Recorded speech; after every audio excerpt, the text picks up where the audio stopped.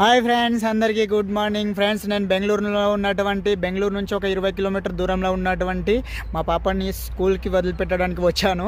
ఇక్కడైతే చాలా చాలా అద్భుతంగా మామిడి తోటలు అయితే ఉన్నాయి ఫ్రెండ్స్. మామిడి పండ్లు సీజన్ వస్తూ ఉందంటే ఎక్కడ చూసినా పండ్లు కనిపిస్తాయి. మనకి బండ్ల మీద కనిపిస్తూ ఉంటాయి. మార్కెట్లో ఎక్కడ చూసినా మనకి పండ్లు కలర్ఫుల్గా కనిపిస్తూ ఉంటాయి. కానీ ఇప్పుడైతే సీజన్ మొదలవుతుంది. ఇప్పుడైతే చెట్టుకి పండు తయారు కావడానికి పూలు అయితే పూస్తున్నాయి.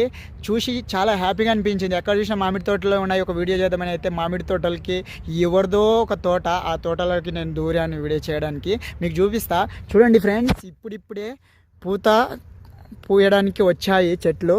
చూడండి, పూత పూసినాయి. ఎక్కడ చూసినా పూత పూసినాయి అన్ని చెట్లు. ఇది నేను అటుపక్క మెయిన్ రోడ్ నుంచి వెళ్ళాను.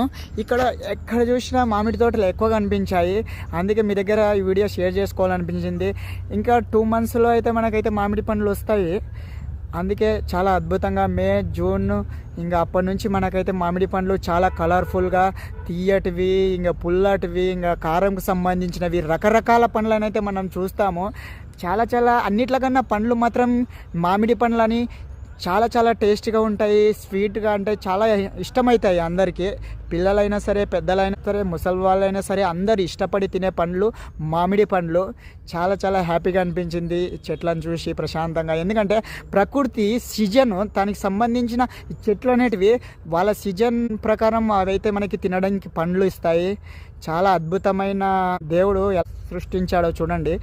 ఈ సీజన్ వచ్చినప్పుడు పండ్లు కాస్తుంది, సీజన్ లేనప్పుడు ఎండ ఉన్నప్పుడు పూత రాలుతుంది, ఆకులు రాలుతాయి, ఇంకా పండ్లు వచ్చే టైంలో పండ్లు ఇస్తుంది. చెట్లు మనకి ఎంత అద్భుతంగా హెల్ప్ చేస్తాయి చూడండి. మనం చెట్లను కాపాడితే మనకి చాలా రకరకాల విధంగా హెల్ప్ అవుతాయి.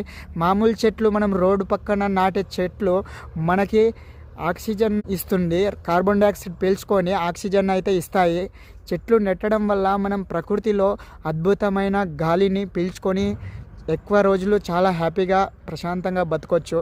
ఈ చిన్న విషయం మీ దగ్గర షేర్ చేసుకోవాలనిపించింది, వీడియో చేశాను. Bye friends, bye.